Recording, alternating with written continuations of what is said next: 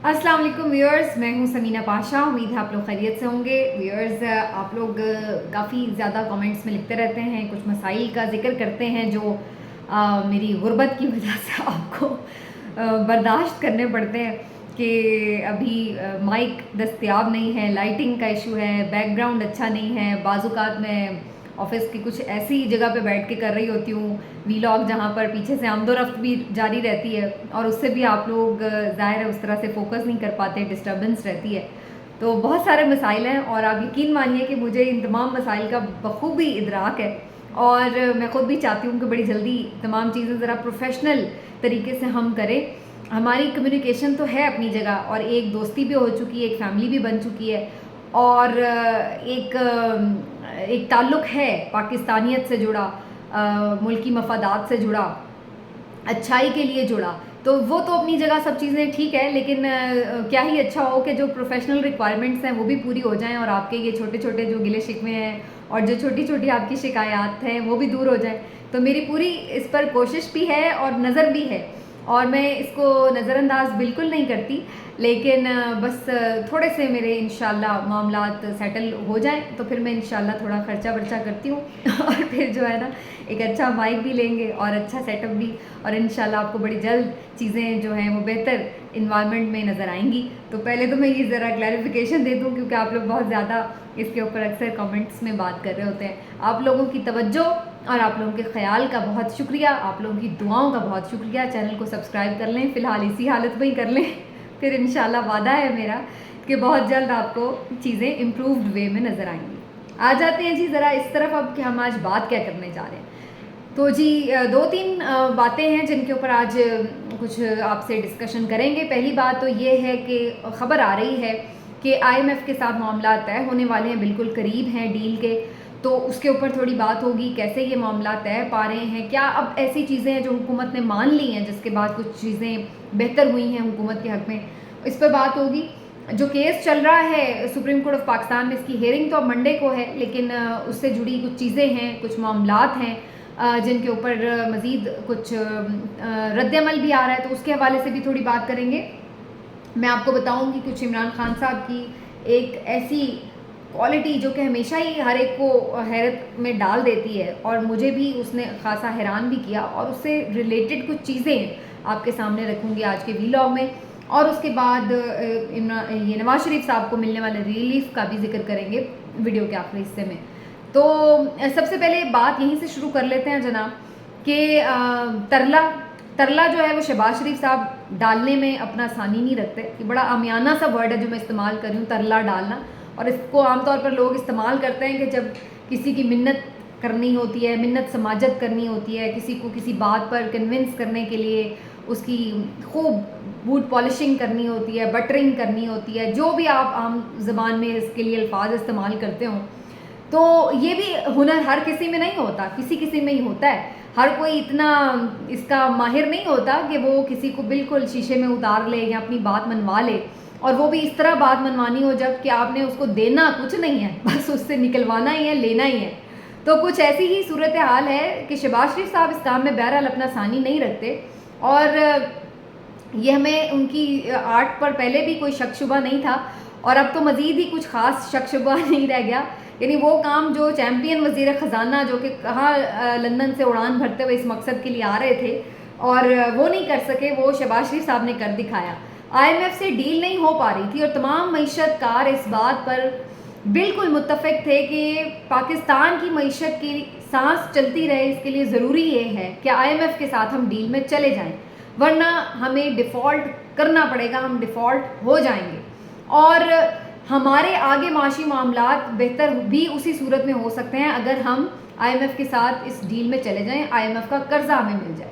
आप बिल्कुल बोर ना होइएगा मेरी गुफ्तगू से, मैं कोई बहुत ज़्यादा मईशत की एक्सपर्ट नहीं हूँ और ना ही मैं इसमें कोई डिटेल्स में आपको बहुत सारी चीज़ें, कोई बड़े बड़े मोटे मोटे फिगर्स बिलियन खिलियंस के बताने वाली हूँ, कुछ ऐसी बात नहीं। मैं सिर्फ आपको बेसिक एक उसकी जो फ़िलासफ़ी है उस पर बात कर रही हूँ कि कर्जा आपको देना है। और ये सब कह रहे थे जी हमने सब बातें मान ली फिर भी कर्जा नहीं मिल रहा, हर बात मान ली उनकी, कर्जा नहीं वो दे रहा फिर भी। और अब तो सूरत हाल यहाँ तक आ गई थी कि इसहाक डार साहब फ्रस्ट्रेशन में लोगों को मारने पीटने पे उतर आए हैं بات ان سے بن نہیں رہی, کبھی IMF کو آنکھیں دکھاتے ہیں, کبھی پاؤں پکڑتے ہیں, تو کچھ صورتحال بن نہیں رہی تھی. شہباز شریف صاحب نے بہرحال IMF کی جو MD ہیں ان سے خود فون پہ بھی پہلے بات کی, اور اب ان کی بالمشافہ آمنے سامنے ملاقات بھی ہو چکی ہے ان سے, اور تقریباً 1.5 گھنٹے کے قریب ان کی جو ملاقات ہوئی ہے اس میں انہوں نے کافی زیادہ انہیں کوشش کی کہ وہ منا لیں IMF ڈیل کے لیے. اور اب خبریں یہ آ رہی ہیں کہ پاکستان بالکل قریب ہے کہ IMF سے پاکستان کی ایک ڈیل ہو جائے گی, اور سٹاف لیول ایگریمنٹ جو بالکل اب معاہدے کے قریب ہے اس کی اناؤنسمنٹ بھی تھوڑے ہی وقت کے بعد آپ کو نظر آئے, شاید 1 آدھ دن میں ہی نظر آ جائے. اور معیشت دان اس بات پر متفق تھے کہ اگلے 3-4 دنوں کے اندر ہی پاکستان کو IMF سے ہر صورت پیکج لے لینا ہے, ورنہ ہمارے لیے بہت مشکلات ہو جائیں گی, کیونکہ پاکستان نے اس سال بہت سارے بیرونی قرضے واپس بھی کرنے ہیں, اور پھر آگے بھی معیشت کو چلانا ہے. اور معیشت ہماری رکی ہوئی ہے, ٹیکس اس طرح سے جو انہوں نے رکھا ہوا ہے کہ جی ہمیں وہاں سے ٹیکس آ جائے گا, وہاں سے کہاں سے آ جائے گا ٹیکس, جب لوگوں کے کاروبار ہی نہیں چل رہے تو کوئی ٹیکس کیسے دے گا. تو یہ اپنے طور پر جو سوچ کے بیٹھے ہوئے تھے وہ اپنی جگہ, لیکن جو صورتحال تھی وہ یہی تھی کہ جناب آپ کو IMF کے پاس جانا ہی تھا اور ڈیل کرنی ہی تھی. اور جب آپ IMF کے پاس جائیں گے تو پھر باقی جو مالیاتی ادارے ہیں وہ بھی آپ کے اوپر ٹرسٹ کرتے ہیں کہ جی ٹھیک ہے, ایک ملک اگر IMF کے ساتھ ڈیل میں موجود ہے تو اس کا مطلب ہے کہ ہم بھی اس کے اوپر ٹرسٹ کر سکتے ہیں, وہ پیسے واپس کر سکتا ہے. تو پھر باقی جو دیگر بینکس ہوتے ہیں, چاہے وہ ایشین ڈیولپمنٹ بینک ہو, عالمی بینک ہو, مختلف تنظیمیں ہوں, دوست ممالک ہوں, وہ سب بھی پھر آپ کے ساتھ کچھ نہ کچھ معاملات طے کرتے ہیں. انویسٹر بھی جو ہے, جو باہر سے لوگ سرمایہ کاری کے لیے آتے ہیں, یہاں کاروبار میں پیسہ لگانا چاہیں, وہ بھی یہ سوچتے ہیں کہ یار یہ ملک ڈیفالٹ نہیں کر رہا تو ہم یہاں پہ اپنا پیسہ لگا سکتے ہیں. تو پھر ایک آپ کے لیے راستہ کھلا رہتا ہے, اور یہی پاکستان کی اس وقت اشد ضرورت تھی. لیکن فائنلی یہ کام جی شہباز شریف صاحب نے کر لیا, تو ایک اچھی خبر یہ ہے کہ جی اب یہ ڈیل ہماری بالکل قریب ہے. لیکن جہاں اس بات پر دل تھوڑا بہت مطمئن ہوتا ہے کہ چلیں جی کم از کم فی الحال جس ہم ایک شکنجے میں پھنسے ہوئے تھے وہاں سے نکلیں گے, لیکن اگر آپ غور سے دیکھیں سوچیں تو مجھے تو اس میں کوئی بہت زیادہ تسلی والی بات اس لیے نہیں لگتی کہ پہلی بات یہ کہ ہے تو پھر یہ قرضہ ہی جو ہم نے الٹیمیٹلی واپس کرنا ہے, اور بھاری بھاری سود سمیت واپس کرنا ہے. کوئی یہ نہیں ہے کہ کسی نے ہمیں اللہ واسطے پیسے دے دیے اور ہم کہیں کہ چلو جی شکر ہے اب ہمارا گزارا ہو جائے گا. بات یہ کہ وہ پیسے دے رہے ہیں وہ قرضہ ہے, اور ہم نے انہیں بھاری اس سے ڈبل ٹرپل کر کے واپس کرنا ہوتا ہے. تو ایک تو یہ بات ہے. دوسری بات یہ ہے کہ اگر یہ ہمیں مل بھی جائیں گے پیسے اور بھی آ جائیں گے, لیکن جو بنیادی پاکستان کی معیشت کے مسائل ہیں وہ تو اپنی جگہ موجود ہیں.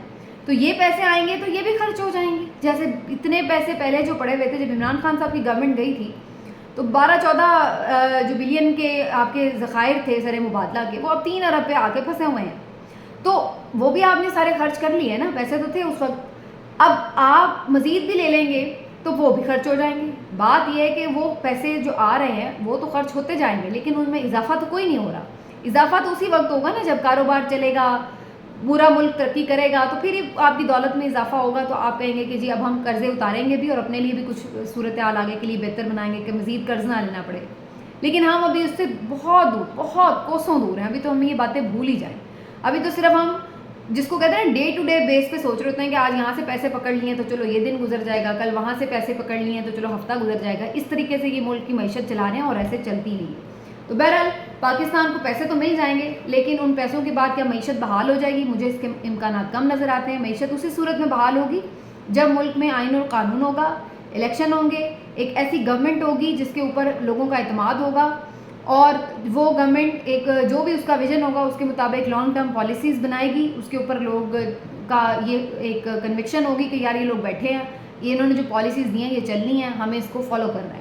تو پھر آگے کا کوئی معیشت کا پہیہ چلے گا. لوگوں کو پتہ ہوگا یہ گورنمنٹ آ گئی ہے. یہ جس طریقے سے کام چلا رہے ہیں, پتہ نہیں الیکشن ہونے نہیں ہونے, 6 مہینے بڑھا لیں, 8 مہینے, 10 مہینے, اس طرح کی چیزوں میں نہ تو لوگوں کا اعتماد ہوتا ہے, نہ سرمایہ کار پیسہ لگاتا ہے کہ کل کو پتہ نہیں ان کے ملک میں کیا ہو جانا ہے.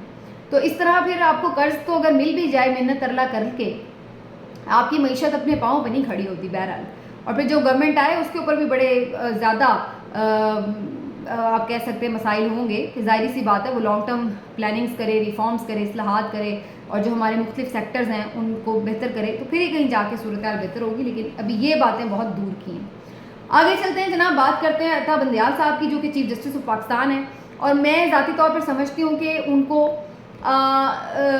پہلے تو شاید ایسا لگ رہا تھا کہ پتہ نہیں وہ چیئرمین پی ٹی آئی یا پی ٹی آئی کے کوئی فیوریٹ ہیں, لیکن جو حکومت نے تاثر بنایا تھا, اور ان کے حکومت کے اگینسٹ ہیں. لیکن مجھے تو ایسے لگ رہا ہے کہ وقت کے ساتھ ساتھ یہ وہ شاید شخصیت نہ بن جائیں کہ جس کو کہتا ہے نا کہ اپنے بھی خفا مجھ سے بیگانے بھی نہ خوش, وہ والی صورتحال ہو جائے گی ان کے ساتھ, کہ ان کو نہ صرف یہ کہ حکومت تنقید کر رہی ہوگی بلکہ اپوزیشن بھی ان کے اوپر ہی تنقید کے نشتر چلا رہی ہوگی, وہ بھی نہیں برا بھلا کہہ رہی ہوگی, کیونکہ ان کا وہ اس وقت سچویشن میں آ چکے ہوئے ہیں یہ کہ جہاں پر یہ کوئی ان سے ایک بھی فریق جو ہے وہ خوش نظر نہیں آ رہا.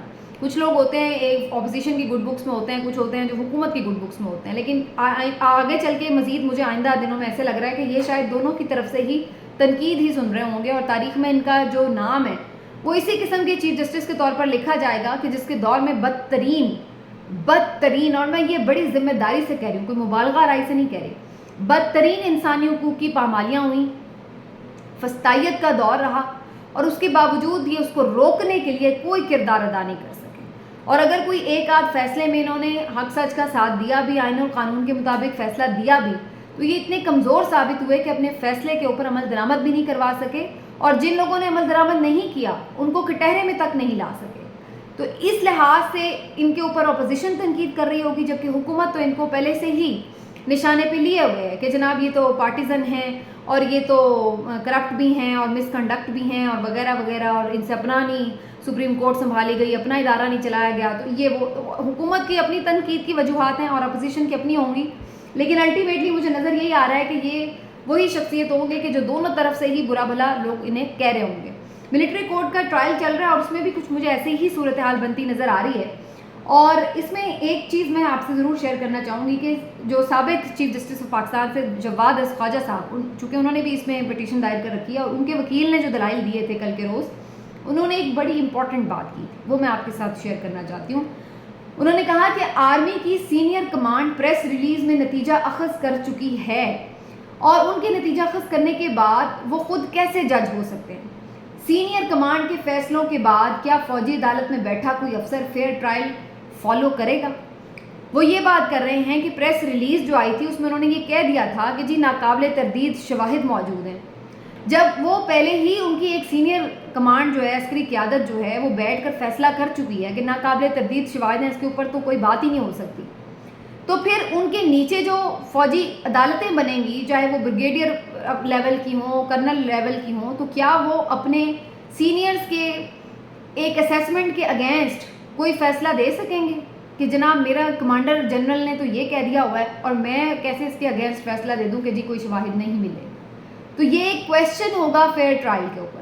یہ بڑا امپورٹنٹ نقطہ تھا جو سابق سی جے پی کے وکیل نے اپنے دلائل میں اٹھایا. تو یوں بھی جو فوجی عدالتیں ان کے فیئر ٹرائل کے اوپر سوال ہیں, اور ایسے میں اہم نکات سامنے آ رہے ہیں. لیکن اگین وہی بات ہے کہ فیصلہ تو ان پر جو بھی ہوگا ان درخواستوں پر, لیکن کیا اس پہ حکومت عمل درآمد کرے گی, اور اگر نہیں کرے گی تو پھر اس کو کون سا کچھ بھگتنا پڑے گا. صورتحال تو ہمیں یہی نظر آ رہی ہے. اور عدالتوں کا جو رویہ ہے وہ ہم پہلے ہی سے دیکھ رہے ہیں, جو ماتحت عدالتیں خاص طور پر, وہاں پر کیا ہو رہا ہے. ابھی نواز شریف صاحب کو جی 35 کنال اراضی کیس کی الاٹمنٹ کے سلسلے میں بھی بری کر دیا گیا ہے. یہ وہی کیس تھا جو 1984 میں تھا بنا, اور میر شکیل الرحمان صاحب کو یہ انہوں نے گرانٹ کی تھی زمین, لیکن اس کے بعد ہم نے دیکھا کہ وہی جو تمام ادارے اینٹی کرپشن کے جو پہلے شور شار مچاتے ہیں کہ جی ہمارے پاس بہت شواہد ہیں, اور بندے کو چھوڑنا نہیں, اشتہاری قرار دلوا رہے تھے نواز شریف صاحب کو ان تمام معاملات میں. اب وہی کہتے ہیں جی کوئی ملا ہی نہیں شواہد, ہمیں کچھ نہیں ملا, کوئی ثبوت پروف نہیں ملا, پلیز ان کو رہا کر دیں. تو اس ایک رہائی سے مجھے نظر یہ آتا ہے, مطلب اس ایک ریلیف سے جو اس کیس میں انہیں ملی ہے, کہ اب نواز شریف صاحب کے لیے راستے کھلنا شاید شروع ہو رہے ہیں. اور جس چیز کی طرف پی ایم ایل این بار بار اشارہ کر رہی ہے, لیول پلینگ فیلڈ, کہ ان کے لیے راستہ کھلے, وہ واپس آئیں, ان کے کیسز ختم ہوں, بالکل ٹھیک اسی طرح جس طرح مریم نواز کے کیسز ختم ہوئے, باقی شریف فیملی کے کیسز ختم ہوئے, شہباز شریف صاحب کے ہوئے, سلیمان شہباز کے ہوئے, اسی طرح نواز شریف صاحب کے بھی ختم ہوں, اور ان کو نہ صرف یہ کہ جیل جانا نہ پڑے, دوسری بات انہیں الیکشن لڑنے کے لیے بھی اہلیت کے لیے اس کا بھی رکاوٹ جو ہے وہ بھی دور ہو جائے. تو اب یہ آپ کو لگتا ہے کہ الٹیمیٹلی سلسلہ جو ہے اب اس طرف جانا شروع ہو جائے گا. اور اس سلسلے میں دبئی میں ایک اہم میٹنگ ہے, وہ میں اگلے ویلاگ میں آپ کو بتاؤں گی. اور لاسٹلی میں ذرا عمران خان صاحب کی ایک بات ضرور کرنا چاہ رہی ہوں. میرے نظر سے ان کا ایک کلپ گزرا جو وہ عدالت میں تھے. عدالت میں ان سے سوال ہوا کہ یہ تو بڑا مشکل سا ٹائم آیا ہوا ہے آپ کے اوپر, اور یہ ساری چیزیں جو ہیں یہ کس طرف معاملات جا رہے ہیں، تو اسی کے حوالے سے اسی کانٹیکسٹ میں ان سے بات ہو رہی تھی. تو انہوں نے بڑی دلچسپ جواب دیا. انہوں نے کہا کہ میں تو اللہ کا شکر ادا کر رہا ہوں. بالکل وہ کانفیڈنٹ تھے، ریلیکس، باڈی لینگویج بھی کول، اسمائل چہرے پہ، کوئی ٹینشن نہیں. میں تو اللہ کا شکر ادا کر رہا ہوں کہ میرے یہ تمام لوگ جو میرے ساتھ ویسے ہی جڑے ہوئے تھے، نظریاتی طور پر اتنے اسٹرانگ نہیں تھے، وہ خود ہی لگا ہو گئے. تو میرا لیے تو یہ 1-1.5 سال بڑا امپورٹنٹ ہے. میں تو اس سے بڑا قیمتی سمجھتا ہوں. میں تو سمجھتا ہوں کہ یہ 1-1.5 سال جو ہے میرے لیے بڑا زبردست رہا ہے کہ مجھے پہچان ہو گئی کہ کون میرے لوگ اپنے ہیں، کون نہیں ہیں. اور پھر کسی نے کہا کہ یہ کب تک اس طرح سلسلہ چلے گا؟ تو انہوں نے کہا کہ ہر مشکل کے بعد آسانی ہے. اللہ تعالیٰ نے کہہ دیا ایمان والوں کے لیے. تو یہ بھلے جو بھی ہے ابھی چل رہا ہے، ٹھیک ہے، ٹف ٹائم، لیکن یہ کوئی نکل جائے گا، یہ کوئی ہمیشہ ایسے تھوڑی رہے گا. اور میں سوچ رہی تھی کہ یہ آدمی کس مٹی کا بنا ہے، یہ کیا کچھ نہیں ہو رہا ہے لیکن اس کے اعصاب جواب نہیں دیتے. اور یہی ایک وہ بنیادی فرق ہے جو ان کے سیاسی مخالفین اور ان کے درمیان موجود ہے. اور یہی وہ ایک بنیادی فرق ہے جو ان سب کے لیے وبال جان بنا ہوا ہے کہ ان کے اعصاب نہیں ٹوٹ رہے، اس کا یقین نہیں ٹوٹ رہا. اور یہ شخص ایک انوکھی خمیر کے ساتھ پیدا ہوا ہے کہ جو اتنی تر مصائب کے باوجود بھی ڈول نہیں رہا ہے، ابھی تک ہل نہیں رہا ہے. اور وہ بڑا کلیئر ہے اس معاملے پر کہ وہ پیچھے نہیں ہٹنے والا. اور یہ ٹائم ہے، ابھی گزر جائے گا. اور جو ہو رہا ہے اس کے اوپر اس کو کوئی ٹینشن نہیں ہے کہ وہ چھوڑ کے چلا گیا تو اب میں کیا کروں یا وہ کہنا ٹھیک ہے، خود ہی اللہ کی طرف سے سب سامنے آ رہا ہے، صاف ہو رہا ہے کہ کون کدھر کھڑا تھا. تو دیکھتے ہیں جی آگے چل کے آنے والے دنوں میں کیا ہوتا ہے. آج کے لیے اتنا ہی. اپنا خیال رکھیے. اللہ حافظ.